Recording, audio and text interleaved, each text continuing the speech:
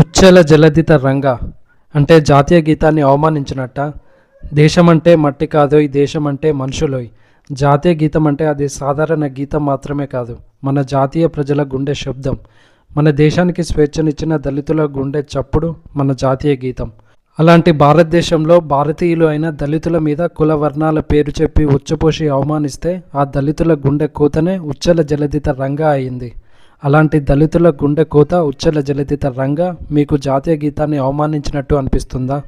దళితులకు జరిగిన అవమానం గురించి మాట్లాడిన ఎదవలందరూ కూడా ఉచ్చెల జలధిత రంగ అంటే మాత్రం జాతీయ గీతాన్ని అవమానించినట్టు ఉచ్చ పోసుకుంటున్నారు. మన మతోన్మాద ఆర్జే కీటకం విషాన్ని ఎలా విసర్జిస్తుందో చూడండి.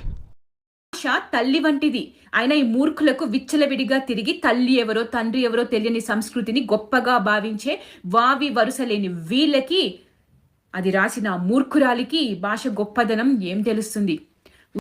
రాసిన మహామూర్ఖురాలు రోజు కొంచెం పట్టుకొని తాగమనండి ఆమెని. మతాన్ని విమర్శించారు, పోనీలు అనుకోవచ్చు, దేవుళ్ళని తిట్టారు, తిట్టించారు, సరిపెట్టుకోవచ్చు. కానీ ఈ భాషను కూడా ఎందుకు భ్రష్టు పట్టిస్తున్నారు? దేశాన్ని, జాతీయ గీతాన్ని కూడా వదలరా? ఇక్కడ దేశాన్ని ఎవడన్నాడు? మీ జాతీయ గీతాన్ని ఎవడు అవమానించాడు? మీ మతోన్మాద కంపుతో దేశాన్ని భ్రష్టు పట్టిస్తున్నది మీ మతోన్మాదులు. జాతీయ గీతం మీద మీకు ఎంత హక్కుందో దళితులకు అంతే హక్కుంది. ఆ హక్కును వాడుకున్న దళితుల గుండెకోత మీకు జాతీయ గీతాన్ని అవమానించినట్టు అనిపిస్తుందా?